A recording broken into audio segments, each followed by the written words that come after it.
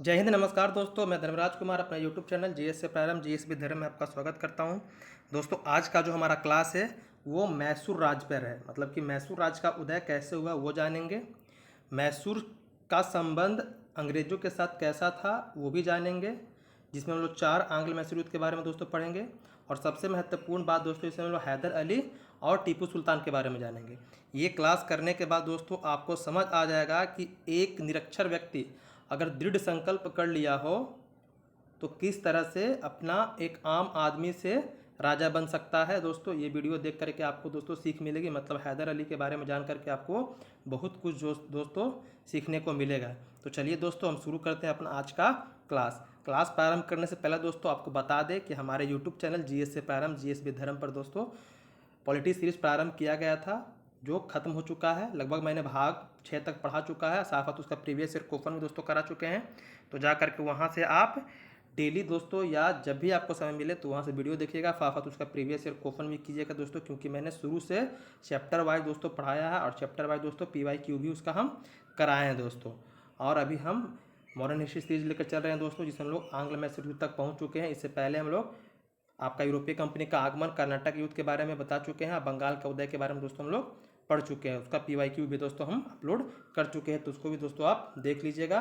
और बाकी दोस्तों छोटे छोटे जो शॉर्ट्स होते हैं, जो अभी जॉब नोटिफिकेशन होते हैं या कोई न्यूज़ होते हैं, उसको भी हम डालते रहते हैं, आपको अपडेट करते रहते हैं दोस्तों, तो उसको भी देख करके आप जानकारी प्राप्त कर सकते हैं दोस्तों। तो चलिए हम शुरू करते हैं अपना आज का क्लास। चलिए सबसे पहले आपको दिखाते हैं मैसूर कौन सा भाग मैसूर है।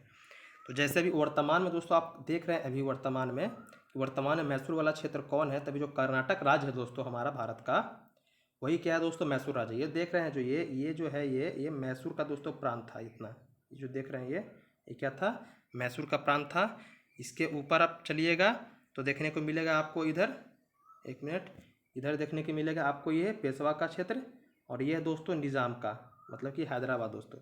ये आंग्ल मैसूर युद्ध में दोस्तों ये बहुत ही महत्वपूर्ण भूमिका निभाते हैं। ये दोनों याद रखिए, किसका, तो पेशवा का और आपका निज़ाम का दोस्तों। जो निज़ाम है वो ये बहुत ही क्या करते हैं, महत्वपूर्ण दोस्तों भूमिका निभाते हैं आंग्ल मैसूर युद्ध में दोस्तों। तो यहाँ पर क्षेत्र देख लीजिए, ये मैसूर हो गया, ये आपका हैदराबाद हो गया, और ये आपका पेशवा हो गया दोस्तों। ये वाला दोस्तों जो क्षेत्र है ये कर्नाटक था। ये मतलब कि जो आंग्ल कर्नाटक युद्ध हुआ था, कोरोमंडल तट वाला क्षेत्र, ये जो अंग्रेजों के दोस्तों क्या थे, अधीन थे, जो आंग्ल कर्नाटक युद्ध के बारे में हम पढ़ाए थे वो दोस्तों। तो आपको इतना समझ में आ गया कि मैसूर कहाँ है। अगर पूछेगा वर्तमान में मैसूर किस राज्य को कहा जाता है, तो कर्नाटक को दोस्तों आप कह सकते हैं। और उधर आपका हैदराबाद देख लिए ये वाला, और ये पेशवा। इसलिए आपको दिखा रहे हैं क्योंकि जब आपको आंग्ल मैसूर युद्ध पढ़ाएंगे तो निज़ाम और पेशवा दोस्तों से महत्वपूर्ण भूमिका निभाते हैं। तो चलिए दोस्तों हम बात करते हैं सबसे पहले आपको मैसूर का उदय कैसे हुआ उसके बारे में। तो सबसे पहले आपको हम बताएंगे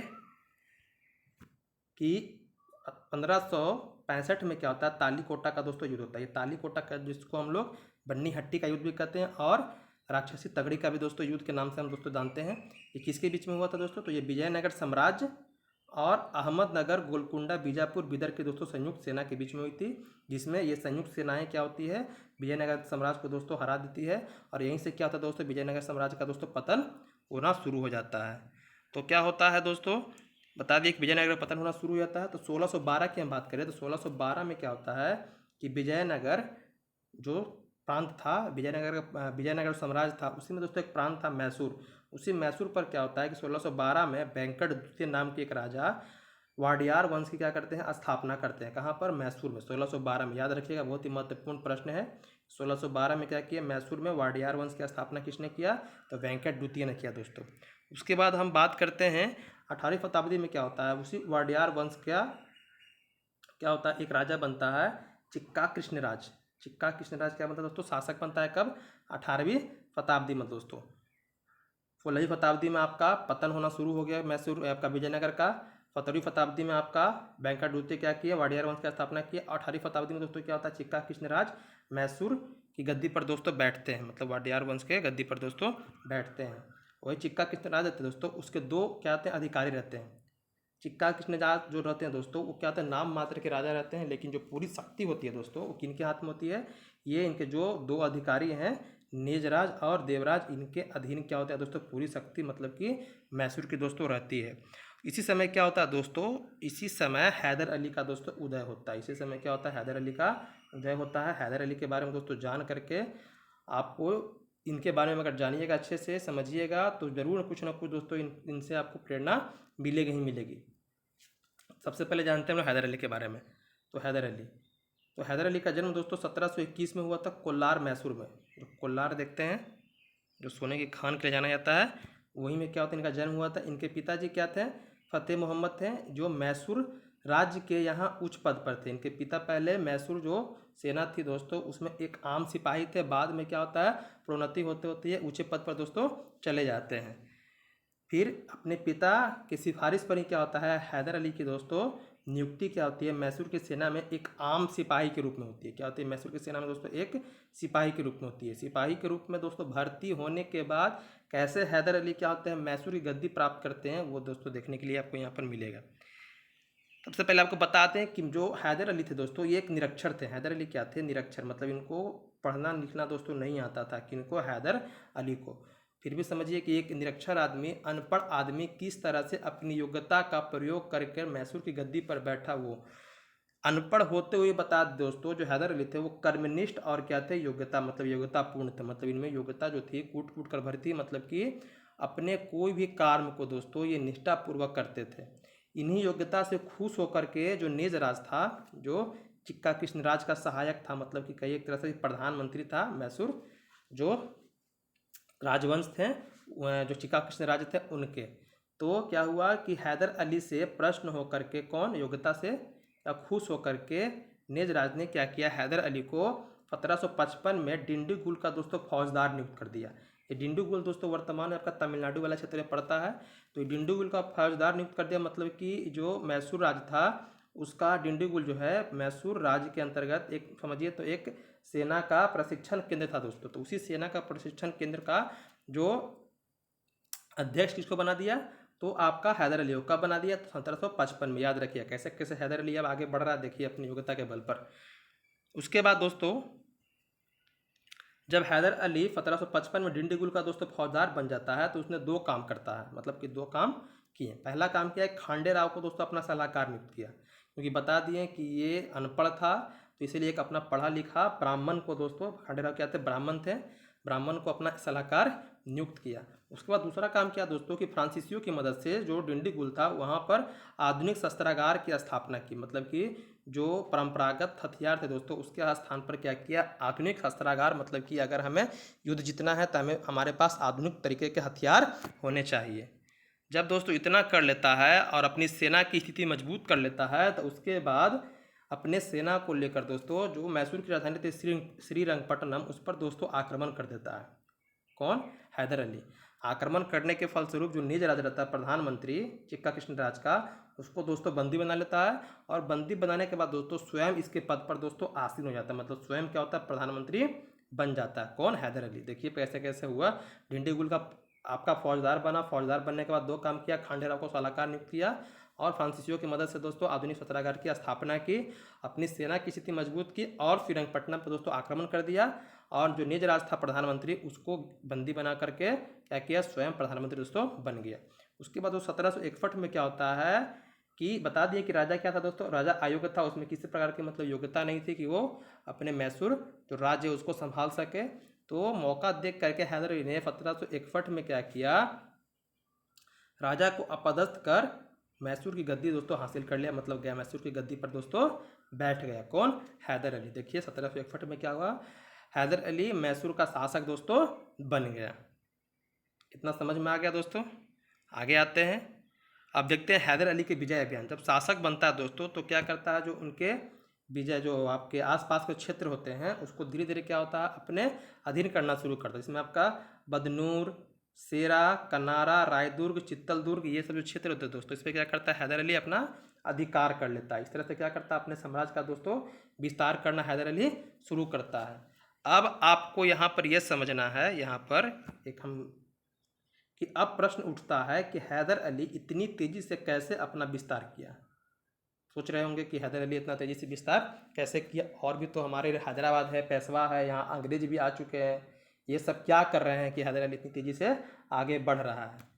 तो हम आपको बताते हैं दोस्तों कि हैदर अली के इतने तेज़ी से प्रगति करने का कारण क्या था। तो सबसे पहला कारण बताएंगे आपको कि हैदराबाद और कर्नाटक जो राज्य है वहाँ पर उत्तराधिकारी के युद्ध में क्या थे वो दोस्तों, वो लगे थे। मतलब वो हैदराबाद और कर्नाटक उत्तराधिकारी के युद्ध में दोस्तों बिजी थे। पानीपत के तृतीय युद्ध में दोस्तों मराठे क्या है बुरी तरह से पराजित हो चुके थे। किससे? अहमद शाह अब्दाली से दोस्तों।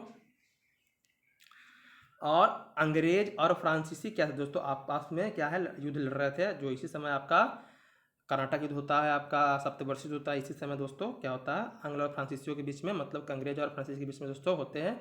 तो इस तरह से देखते हैं कि सभी क्या है किसी न किसी तरह से दोस्तों व्यस्त रहते हैं। इसी व्यस्तता का फायदा कौन उठाता है दोस्तों? ये आपका हैदर अली दोस्तों उठाता है। तो अब क्या होता है कि हैदर अली का इतनी तेजी से प्रगति करते हुए देख, कौन देख, अंग्रेज, निज़ाम और मराठे क्या आते हैं दोस्तों, उनमें ईर्ष्या की भावना दोस्तों होनी शुरू हो जाती है। फ्रांसीसी से दोस्तों क्या होता है, इनका लगाव रहता है। इनका तो मैसूर का हैदर अली का हो या टीपू सुल्तान का हो दोस्तों, क्योंकि फ्रांसीसी हमेशा क्या करते हैं, इनका सहयोगी दोस्तों करते हैं। जैसे देखिए आधुनिक फौजदार की स्थापना करने में सहयोग किए फ्रांसीसी, तो ईर्ष्या कौन करने लगे? तो अंग्रेज, निजाम और मराठे। क्या हुआ इनको कि देखा नहीं गया कोई भी अपने आम जीवन में, देखिएगा अपने आसपास के लोग, अगर कोई छोटे व्यक्ति होते हैं अगर वो आगे बढ़ते हैं तो जो आसपास के लोग होते हैं वो उनको देख नहीं पाते। मतलब उनमें दोस्तों क्या होता है, ईर्ष्या की भावना होती है। मतलब और ये जलन की जो भावना हो रही है दोस्तों, क्या होती है, ये जो हैदर अली है उसके प्रगति को देख करके नहीं हो रही है। मतलब उनको देख कर वो भयभीत होकर के क्या हो रहा है, उनमें ईर्ष्या की भावना पैदा हो रही है। अगर आप किसी के प्रति ईर्ष्या की भावना रख रहे हैं तो क्या हो रहे हैं, आप उसके प्रति भयभीत हो रहे हैं। मतलब आप में एक डर का माहौल दोस्तों क्या हो रहा है, जन्म ले रहा है। तभी आप उससे क्या कर रहे हैं दोस्तों, ईर्ष्या कर रहे हैं। तो इसी तरह से हैदर अली से कौन जलन कर रहा था? तो अंग्रेज, निजाम और मराठे दोस्तों। अब क्या होता है, पहला कदम उठाते हैं 1764 में कौन? पेशवा माधवराव। पेशवा माधवराव क्या करते हैं कि हैदर अली पर दोस्तों क्या करते हैं, आक्रमण करते हैं। आक्रमण करके क्या करते हैं, हैदर अली को दोस्तों हरा देते हैं। दोनों में युद्ध होता है, लेकिन हैदर अली क्या होते हैं दोस्तों, पराजय होती है। पराजय के फलस्वरूप क्या होता है कि 1765 में पेशवा क्या करते हैं, संधि करते हैं। संधि में क्या होता है कि हैदर अली को राज्य का कुछ क्षेत्र मराठों को देना पड़ता है। तो हैदर अली से मानता है कि ठीक है हम आपको कुछ राज्य देंगे, क्योंकि इसीलिए हैदर अली क्या किया था, अपने दोस्तों देख रहे हैं साम्राज्य का विस्तार किया था। अगर थोड़ा साम्राज्य मेरा मतलब कि प्रांत चल भी जाए तो कोई फर्क नहीं पड़े। और कहा था कि 28 लाख रुपया वार्षिक कर के रूप में आपको देना पड़ेगा। मतलब हैदर अली को क्या किया, मराठा ने ये संधि में बातें कही। तो दोनों संधि की बातों को दोस्तों हैदर अली मान गया। उसके बाद क्या होता है कि 1765 में हैदर अली की कमजोर स्थिति कौन देख रहा है? तो निज़ाम और अंग्रेज और निजाम को लगा कि हैदर अली क्या हुआ है, मराठा से हारा है और हम भी उस पर आक्रमण कर करके जो भी उसका बचा कुचा प्रांत है उस पर हम अधिकार कर लेंगे। ये क्या किया, ये सोच किसका था? तो अंग्रेज का। तो बाद में क्या होता है कि मराठे भी मौका देख करके इस गुट में दोस्तों शामिल हो जाते हैं। एक बन जाता है त्रिगुट बन जाता है। क्या बन जाता है? त्रिगुट। लेकिन बता दिए हैदर अली अनपढ़ है, निरक्षर है, लेकिन योग्यतापूर्ण व्यक्ति है दोस्तों। उसने क्या किया, बड़ी ही बुद्धिमानी से 1766 में क्या किया, जो निज़ाम थे मतलब हैदराबाद था और जो मराठा था क्या किया, उसको अपने पक्ष में कर लिया। मतलब अपने साइड दोस्तों कर लिया। अब क्या हो गया, अंग्रेज दोस्तों अकेले पड़ गए। अब आपका होता है कौन, आंग्ल मैसूर युद्ध। प्रथम आंग्ल मैसूर युद्ध की दोस्तों क्या हुआ, पृष्ठभूमि तैयार कर दी है। अब हम लोग देखते हैं यहाँ पर प्रथम आंग्ल मैसूर युद्ध जो 1767 से लेकर दोस्तों 1769 तक हुआ था। जितने भी युद्ध होंगे उसके बाद दोस्तों संधि होगी। 4 आंग्ल मैसूर युद्ध पढ़ेंगे जिसमें हम लोग 3 संधियाँ के बारे में जानेंगे। चौथा जो हुआ था दोस्तों उसमें संधि नहीं होती है, बल्कि सहायक संधि के अनुसार क्या होता है, आपका जो लॉर्ड वेलेस्ली होता है वो मैसूर को अपने अधीन कर लेता है दोस्तों। तो यहाँ पर जो प्रथम आंग्ल मैसूर युद्ध हुआ था वो हैदर अली और अंग्रेज के बीच में दोस्तों हुआ था। अब कारण क्या था? तो कारण दोस्तों आपको सब चीज़ बता दिए हम कि पहला कारण हैदर अली और अंग्रेज की विस्तारवादी नीति। मतलब कि हैदर अली भी चाह रहा था अपने साम्राज्य का विस्तार करना और अंग्रेज भी चाह रहे थे अपने क्षेत्रों का विस्तार करना। तो जाहिर सी बात है जब दो आदमी का सोच एक जैसा होगा दोस्तों तो जाहिर सी भिड़ंत हो गई होगी। उसके बाद हैदर अली के विरुद्ध अंग्रेजों का षड्यंत्र रचना। देख रहे थे हैदर अली के विरुद्ध कौन षड्यंत्र रच रहा था? तो अंग्रेज षड्यंत्र रच रहे थे और निजाम को और पेशवा को अपने पक्ष में दोस्तों कर लेते। ये भी क्या रहा था, हैदर अली को दोस्तों बुरा लगा, तो ये भी एक कारण बन गया दोस्तों।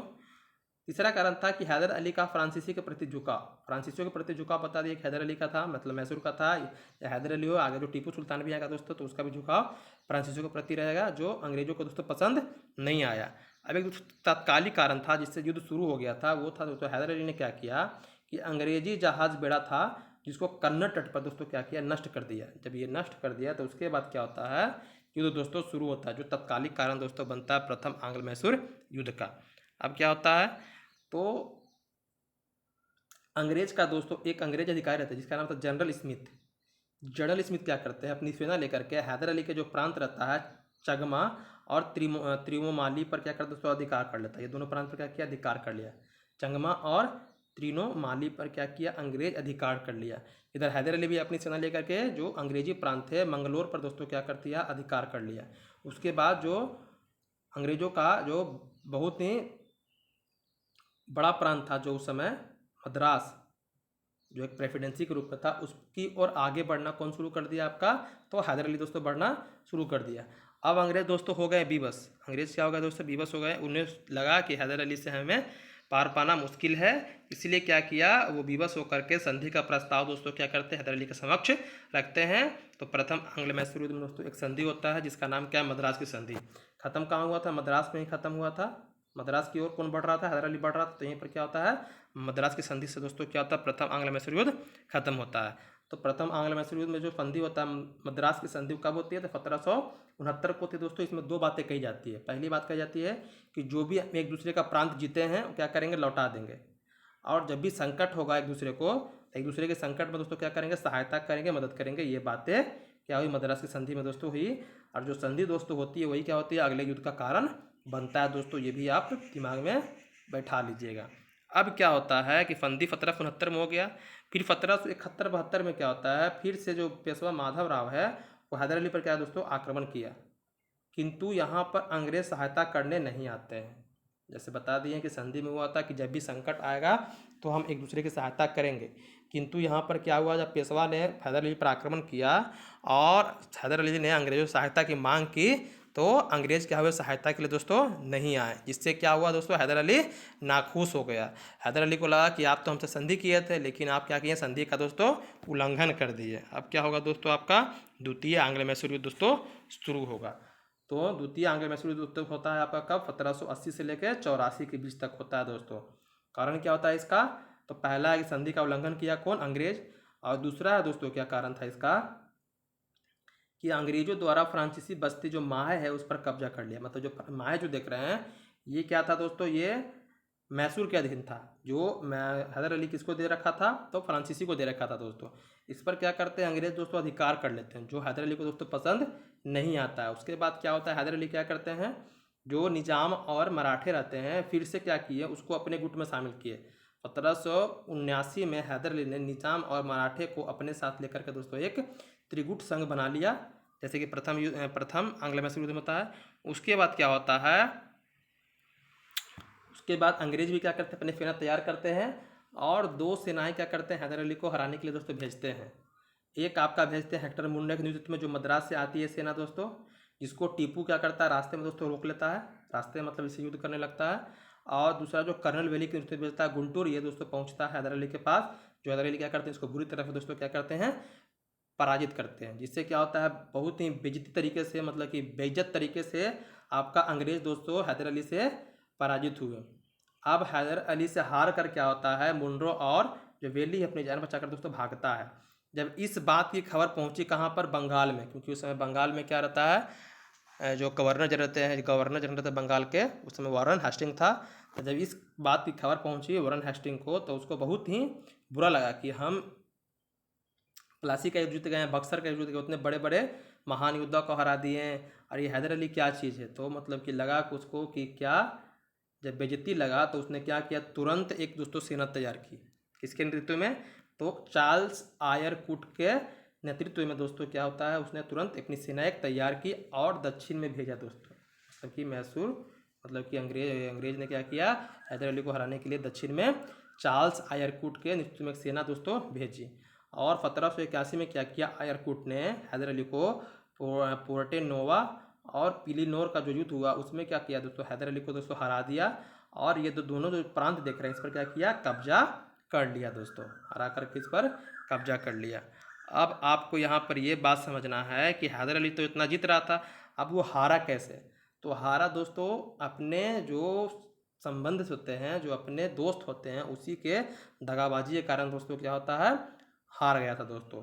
यहाँ पर अब प्रश्न उठता है कि अब ये बात समझ नहीं कि हैदर अली हारा कैसे। तो हम समझा देते हैं कि जब उसको पता चला, किसको, वॉरेन हेस्टिंग को, कि हमारी बहुत ही बुरी तरह से पराजय हुई है हैदर अली से, तो उसने क्या किया, जो मराठे थे और जो निज़ाम था मतलब हैदराबाद था, उसको दोस्तों प्रलोभन दे करके अपने पक्ष में कर लिया। क्या किया? तो सालबाई की संधि की। सालबाई की संधि के बारे में पढ़ाएंगे जब आपको हम मराठा पढ़ाएंगे दोस्तों। तो सालबाई की संधि किससे की दोस्तों? तो मराठों से की। मराठों ने सालबाई की संधि करके उसको अपने पक्ष में कर लिया, और निजाम को दोस्तों क्या किया, गुंटूर जो क्षेत्र है वो दे करके दोस्तों खुश कर दिया, और निजाम को दोस्तों अपने पक्ष में कर लिया। तो इस तरह से बता दिया कि निजाम और मराठे को बहुत ही चतुराई पूर्ण तरीके से वॉरेन हेस्टिंग्स ने क्या किया, अपने तरफ दोस्तों कर लिया।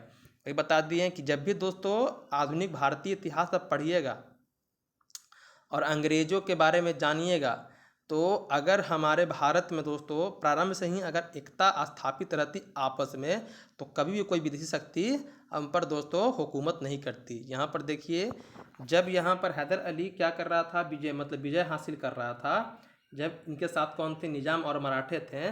लेकिन बाद में क्या होता है, छोटी छोटी प्रलोभन से वो खुश होकर के अपने जो साथी है, अपने भाई बंधु है, उसका साथ छोड़ करके किसके पक्ष में चल जाते हैं, जो इनके दुश्मन है अंग्रेज है दोस्तों, उन्हीं के पक्ष में चल जाते हैं। यही कारण होता है दोस्तों कि अंग्रेज भारत में लंबे समय तक दोस्तों शासन स्थापित करने में सफल रहते हैं दोस्तों। आगे देखिए उसके बाद क्या होता है, जब ऐसा होता है तो 1782 में दोस्तों अचानक मृत्यु हो जाती है। किनकी? हैदर अली के दोस्तों। अचानक मृत्यु का कारण दोस्तों ये भी हो सकता है कि जो इनके मित्र थे, जो इनके पहले साथ थे, वही क्या किए, ऐन मौके पर जब इनको ज़रूरत था उसी समय क्या किया दोस्तों, धोखा दे दिए। तो क्या हुआ, इनकी अचानक मतलब कि हार्ट अटैक से होता है दोस्तों, इनकी मृत्यु हो जाती है हृदयघात से 1782 में। 1782 में जब मृत्यु होती है, तो मृत्यु के बाद भी क्या होता है, युद्ध दोस्तों रुकता नहीं है, क्योंकि इनका एक बेटा रहता है जिसका नाम रहता है टीपू सुल्तान दोस्तों। वही बहुत ही योग्य रहता है दोस्तों, बहुत ही बलशाली रहता है। वो क्या करता है कि 1783 में अपने पिता के मरने के बाद जो युद्ध की बागडोर दोस्तों ये संभालता है, और 1783 में क्या करता है, बदनौर पर कब्जा किया और मंगलोर की तरफ दोस्तों बढ़ना शुरू किया। जो बदनौर देख रहे हैं, इस पर क्या था, अंग्रेजों का दोस्तों अधिकार था, जो पहले टीपू सुल्तान क्या किए थे, अपने अधीन कर रखा था दोस्तों। तो बदनौर पर क्या किया दोस्तों, अधिकार कर लिया, और मंगलोर की तरफ दोस्तों क्या किया, बढ़ना शुरू कर दिए। फिर 1783 में इधर अंग्रेज भी कम नहीं था दोस्तों, वो भी क्या किया, पालघाट और कोयम्बटूर पर दोस्तों अधिकार कर लिया। अब उनको समझ नहीं आ रहा था क्या कि अब क्या होगा क्या नहीं होगा। तो अंग्रेज और टीपू सुल्तान क्या करते हैं, आपसी सहमति से दोस्तों क्या करते हैं, संधि कर लेते हैं, जिसको हम कहते हैं मंगलोर की संधि। वहाँ पर किस ओर बढ़ रहा था हैदर अली, मद्रास की ओर बढ़ रहा था, तो मद्रास की संधि हो गई। और यहाँ पर टीपू सुल्तान किधर किधर बढ़ रहा था, किस पर अधिकार करने के लिए, मंगलोर पर अधिकार करने के लिए। तो यहाँ पर मंगलोर की संधि हो गई कब, 1784 में। किसके बीच में, तो टीपू में और जो अंग्रेज रहते हैं, जो मद्रास का गवर्नर था जिसका नाम होता है मैककार्टिन, उसके बीच में दोस्तों होता है। संधि में दोस्तों वही बात होती है, क्या बात होती है कि एक दूसरे के जीते हुए क्षेत्र को दे देंगे और संकट काल में उसको क्या करेंगे, मदद करेंगे यहाँ पर। तो यहाँ पर भी क्या होती है, संधि हो गई। अब तीसरा आंग्ल मैसूर युद्ध क्या कब क्यों होता है, तो वो भी देखते हैं हम लोग। तीसरा आंग्ल मैसूर युद्ध जो आपका 1700 सॉरी यहाँ पर सही कर लीजिएगा, ये 1790 से हो जाएगा। 1790 से लेकर के 1792 कर लीजिएगा। 1790 से लेकर 1792 के बीच में आपका तीसरा आंग्ल मैसूर युद्ध दोस्तों हुआ था। आगे बात करते हैं हम कि जो मंगलोर देख रहे हैं, मंगलोर की संधि हुई, तो मंगलोर की संधि के अनुसार जो त्रावणकोर राज्य है, त्रावणकोर राज्य आपको दिखा देते हैं। देखिए मैप में, मैप कहाँ गया,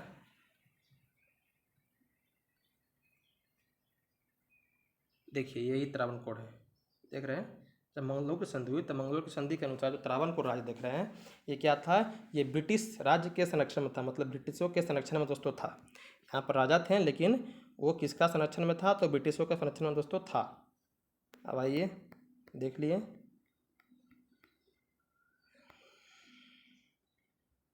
ब्रिटिश संरक्षण के बाद क्या होता है कि जो त्रावणकोर के राजा रहते हैं, वो डचों से दोस्तों दो प्रांत खरीद लेते हैं, दो प्रांत खरीद लेते हैं। जो दो प्रांत रहता है दोस्तों, वो टीपू सुल्तान के अधिकार क्षेत्र का रहता है, मतलब कि टीपू सुल्तान का उस पर अधिकार रहता है दोस्तों। तो टीपू सुल्तान डचों को कहता है कि आप जो त्रावणकोर के राजा को बेचे हैं 2 प्रांत, वो क्या है, वो मेरा है, आप क्या कीजिए, उससे वापस मांग लीजिए। जब डच उससे वापस मांगने जाते हैं तब क्या करता है वो दोस्तों, वापस देने से इनकार कर देता है। कौन? तो आपका ये त्रावणकोर के जो राजा रहते हैं वो। तो टीपू सुल्तान इससे नाखुश होकर के क्या करता है, उस पर आक्रमण करता है। आक्रमण का दोस्तों एक कारण और होता है कि जो त्रावणकोर देख रहे हैं, जो त्रावणकोर रहता है, एक तो इसका प्रांत खरीद लिया, साथ ही साथ जो मैसूर के अपराधी होते हैं, तो मैसूर के अपराधी को शरण देने का भी काम दोस्तों ये त्रावणकोर करता था दोस्तों। इससे भी हैदर अली दोस्तों नाखुश था। क्या किया, तुरंत ही अपनी सेना तैयार करके क्या किया, उस पर आक्रमण कर दिया। कब? 1790 में जब आक्रमण हुआ तो बता दिए सक्षम नहीं था त्रावणकोर के राजा, बस खड़ी बड़ी बड़ी बोली थी इनकी, लेकिन वो युद्ध करने में सक्षम नहीं थे। वो तुरंत अपना जान बचाकर भागते हैं किसके पास, अंग्रेज के पास, कि देखिए टीपू सुल्तान हम पर आक्रमण कर दिया है, ऐसा ऐसा काम कर रहा है। तो तुरंत क्या किया, अंग्रेज भी उसको सहयोग देने के लिए तैयार हो गया। सहयोग देने के लिए तैयार क्यों हो गया? क्योंकि बता दिए कि जो त्रावणकोर था उसका अच्छा संबंध था किसके साथ, अंग्रेजों के साथ, क्योंकि इसका संरक्षण कौन कर रहा था, अंग्रेज ही कर रहा था। मतलब समझिए तो जो त्रावणकोर था वो दोस्तों ब्रिटिश प्रांत था दोस्तों। अब क्या किया, जब ये भाग कर गया तो उसके बाद 1790 में, उस समय हमारे भारत जो बंगाल के रहते हैं गवर्नर, वो लॉर्ड कॉर्नवालिस रहते हैं।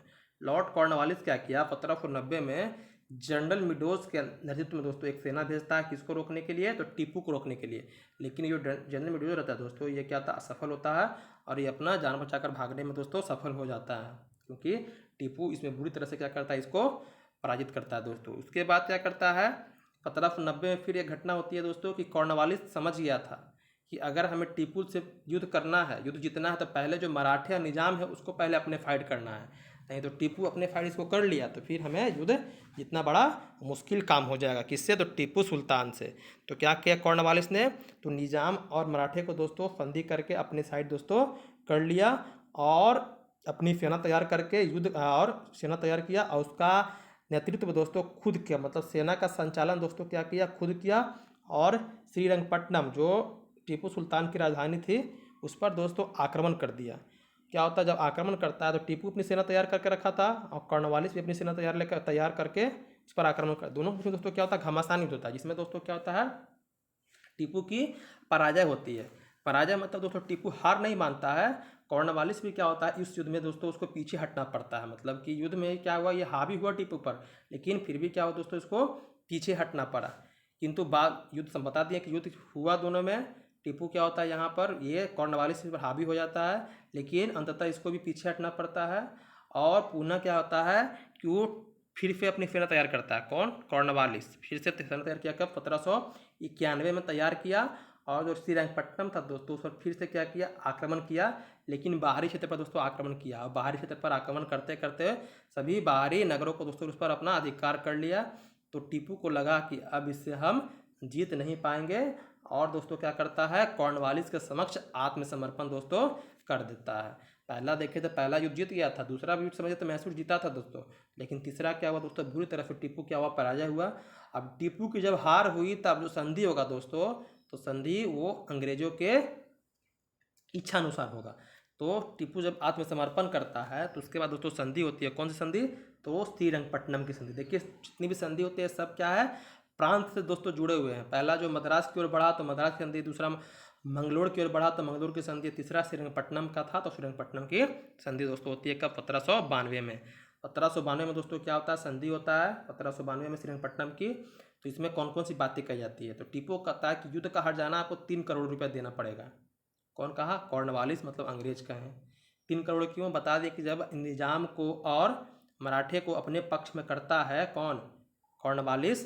तो संधि में कहा जाता है कि जो भी हमें प्राप्त होगा युद्ध से वो क्या करेंगे, तीनों आपस में बराबर बराबर बांट लेंगे। ऐसा बात होता है तीनों में दोस्तों। तो युद्ध में क्या हुआ, 3 करोड़ रुपया दोस्तों हार जाने के रूप में टीपू से मांग किया, और एक कंडीशन रखा कि जब तक आप 3 करोड़ रुपया नहीं देंगे तब तक आपके जो दोनों बेटे हमारे पास रहेंगे, मतलब कि गिरवी के तौर पर हमारे उसको हम रखेंगे। कौन था? तो खालिद मोहम्मद नाम था एक का मौजुद्दीन नाम था, मौजुद्दीन। ये दोनों बेटों को क्या किया, कॉर्नवालिस अपने पास दोस्तों कैद रखा, और कहा कि आपका जो आधा राज है मैसूर का वो आपको देना पड़ेगा। आधा राज मैसूर को दोस्तों देना पड़ेगा। इस तरह से क्या हुआ, एक बहुत ही बुरी कहिए। तो संधि टीपू सुल्तान के पास दोस्तों हुआ, जिसमें उसका आधा राज और 3 करोड़ रुपया चल गया। अब जो आधा राज दोस्तों मिला उसका क्या किया, कॉर्नवालिस ने बराबर बराबर हिस्सों में दोस्तों बंटवारा किया। किससे? तो अंग्रेज, निजाम और मराठा। तो बंटवारा कैसे हुआ देखिए यहाँ पर। तो अंग्रेज क्या रखे, मलाबार, डिंडीगुल, बारामहल और कुर्ग वाला क्षेत्र जो था उस पर अधिकार किसका हुआ, अंग्रेज का। निजाम को दोस्तों कुर्नूल दे दिया और मराठा को दोस्तों धारवाड़। बाकी को 1 करोड़ रुपया मिला, मतलब इसको भी 1 करोड़, इसको भी 1 करोड़ और इसको भी 1 करोड़ रुपया मिला दोस्तों, जो 3 करोड़ की मांग किया था। अब दोस्तों यहाँ पर क्या होता है, टीपू जब इस तरह से बुरी तरह से पराजित होता है, उसके साथ ये एक ही बहुत ही बेइज्जती करने वाला एक संधि जब होता है, तो वो दोस्तों हार नहीं मानता। वो तुरंत क्या करता है दोस्तों, अपनी सेना तैयार करना शुरू करता है। और अपनी सेना तैयार करने के साथ साथ जो भी है वो विदेशियों से दोस्तों जो सहायता होता है वहाँ भी अपने दूत भेजता है दोस्तों, उसकी मांग करता है। साथ ही साथ दोस्तों क्या होता है कि उसी समय हमारा जो ये चल रहा है आपका कर्नाटक ये आंग्ल मैसूर युद्ध, उसी समय आपका फ्रांस में दोस्तों क्या चल रहा था, फ्रांस की क्रांति दोस्तों चल रही थी। तो वहाँ पर क्या हो रहा था कि जो भी फ्रांसीसी लोग थे, तो यहाँ पर टीपू, बता दिए टीपू के साथ मैसूर के साथ फ्रांसीसियों का संबंध अच्छा रहता है। तो जो टीपू होता है वो यहाँ पर जैकोबिन क्लब जो होता है फ्रांसीसियों का, एक सैनिक क्लब रहता है, उसमें क्या होता है उसका सदस्य बन जाता है। क्यों बन जाता है? ताकि टीपू को ज़रूरत किसका था, तो सैनिक सहायता की ज़रूरत थी। तो वो सोचा कि फ्रांसीसियों से हमें सहायता मिल जाएगी, इसलिए वो फ्रांसीसियों का दोस्तों नागरिक बन जाता है और जैकोबिन क्लब का दोस्तों सदस्य बन जाता है। कौन? टीपू। और साथ साथ बता दिए अपने दूत भी भेजता है, फारस हो गया आपका, मॉरिशस हो गया, ये सब जो जगह है दोस्तों वहाँ पर क्या करते हैं, अपने दूत को भी भेजता है। किस लिए? ताकि वो हमारी सहायता करें। कौन?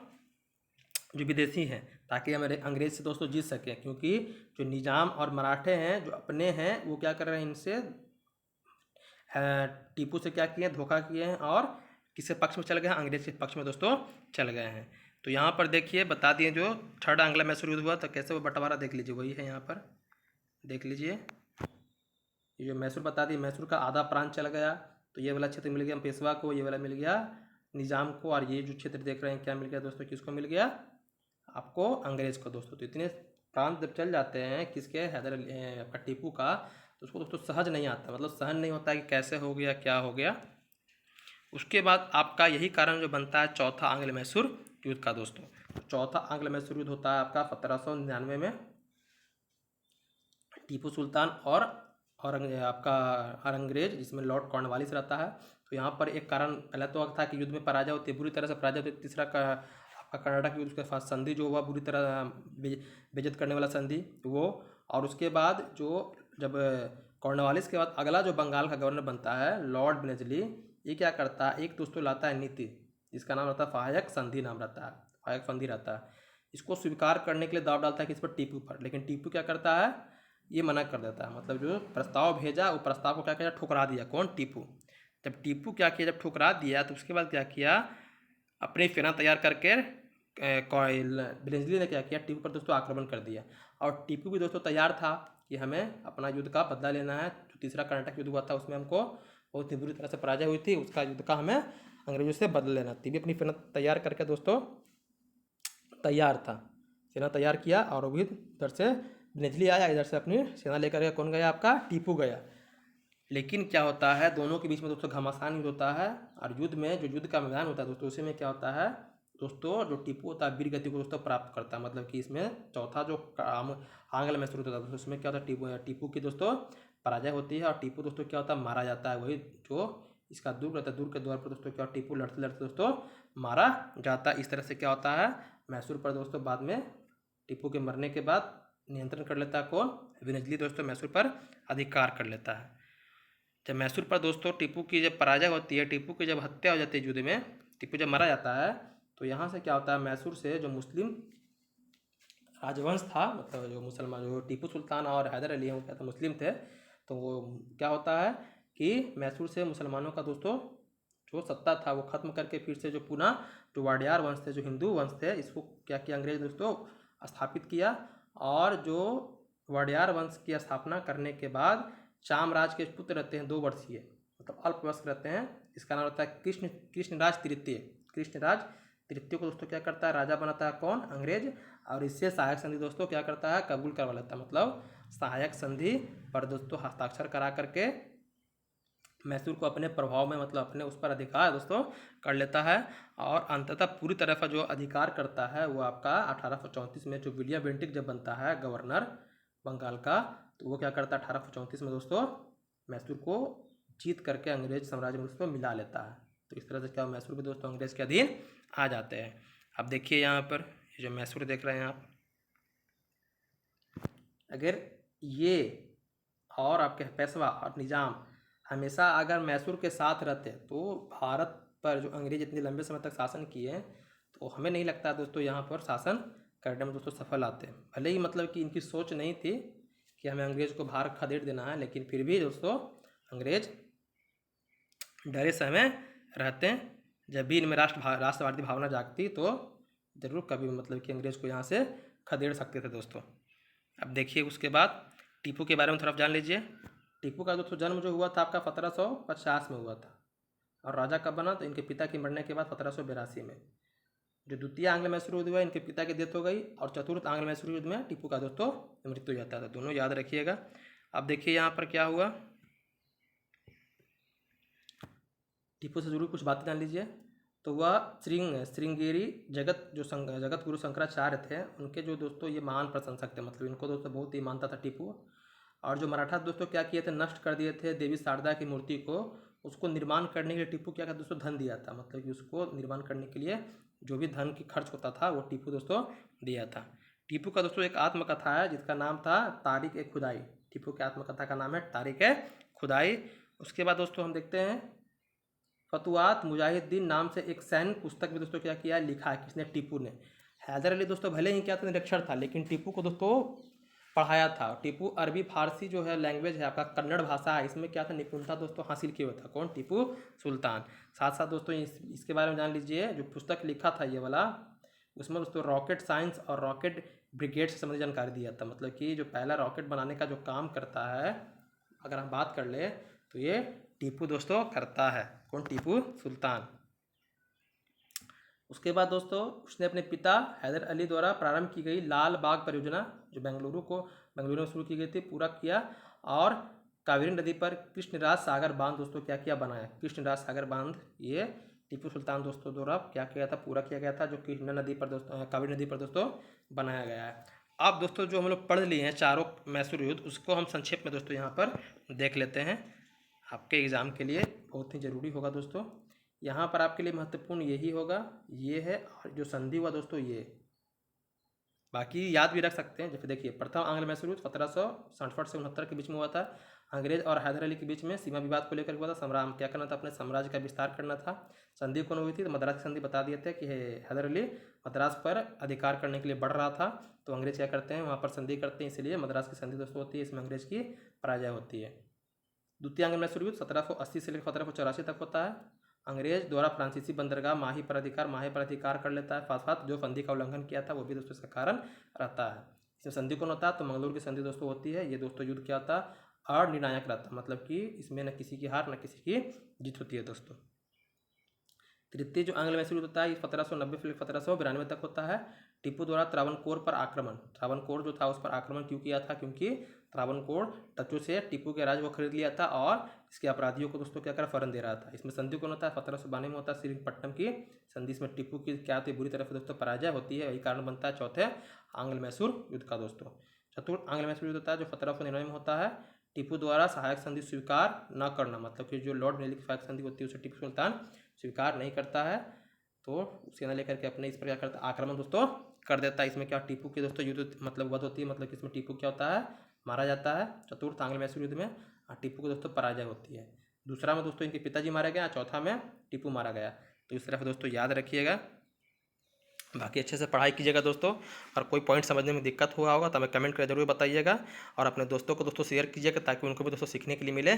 और चैनल को दोस्तों सब्सक्राइब कीजिएगा, वीडियो को दोस्तों लाइक कीजिएगा। ऐसे ही वीडियो आपके लिए दोस्तों हम लाएंगे। अगर कोई भी वीडियो में कोई भी आपत्ति हो दोस्तों ज़रूर हमें कमेंट करके बताइएगा, और मन लगा के दोस्तों पढ़िएगा, पढ़ते रहिएगा। ये नहीं कि एक दिन दोस्तों हम 8 घंटा पढ़ लिए दूसरा दिन हम उसको रेस्ट दे दिए, ऐसा नहीं है। थोड़ा थोड़ा पढ़िए, जितना आप पढ़ने में सक्षम है उतना ही पढ़िए, लेकिन कंटिन्यू मतलब लगातार दोस्तों लगातार बने रहिएगा, तो आसानी से दोस्तों इसमें आप जीत हासिल दोस्तों कर सकते हैं। जिस तरफ देखें कि एक आम सिपाही हैदर अली क्या था दोस्तों, एक आम सिपाही था। एक आम सिपाही अपने योग्यता से, अपनी मेहनत से दोस्तों किस तरह से मैसूर का राजा बन गया। तो उसी तरह से दोस्तों अपनी, भले ही आप क्या है पूरी तरह से परिपूर्ण नहीं है, तेज नहीं है, मान तो सोचते होंगे कि हमारे जो सामने वाला आदमी है बहुत तेज है, तो ऐसा कुछ नहीं है। अगर आप भी दोस्तों मेहनत लगातार करते रहिएगा, लगातार करते रहिएगा दोस्तों, तो एक ना एक दिन क्या होता है, सफलता जरूर मिलती है दोस्तों। अगर ये हैदर अली सोच लेता है कि हमें, एक आम सिपाही है, देखिए देखिए मैसूर की सेना में तो बहुत सारे सिपाही होंगे, लेकिन अन्य सिपाही को छोड़कर हैदर अली क्यों सफल हुआ, क्योंकि ये दोस्तों दृढ़ निश्चयी था। मतलब वो लगातार दोस्तों मेहनत कर रहा था, लगातार मेहनत कर रहा था, भले ही निरक्षर था, अनपढ़ था, लेकिन फिर भी बुद्धिमान था दोस्तों। अपनी बुद्धिमत्ता जो होती है उसका परिचय दे करके धीरे धीरे धीरे धीरे सीढ़ियाँ चढ़ते गया दोस्तों, और एक समय ऐसा आया कि वो मैसूर की गद्दी पर दोस्तों बैठ गया। बाकी अच्छे से मन लगा के पढ़िएगा दोस्तों। धन्यवाद दोस्तों।